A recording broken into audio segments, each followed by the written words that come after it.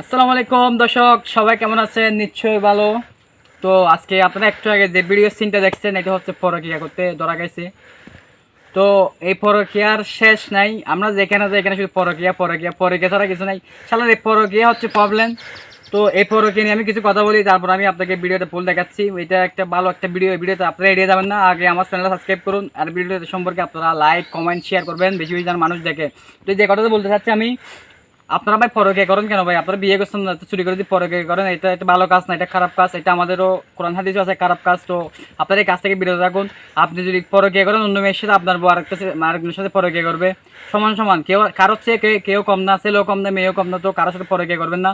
এই ভিডিওটা দেখুন, এই ভিডিওটা দেখে আপনারা সচেতন হন। ভালো ভালো ভিডিওতে ফুল দেখবেন, এই ভিডিও সম্পর্কে আপনারা কমেন্ট করবেন।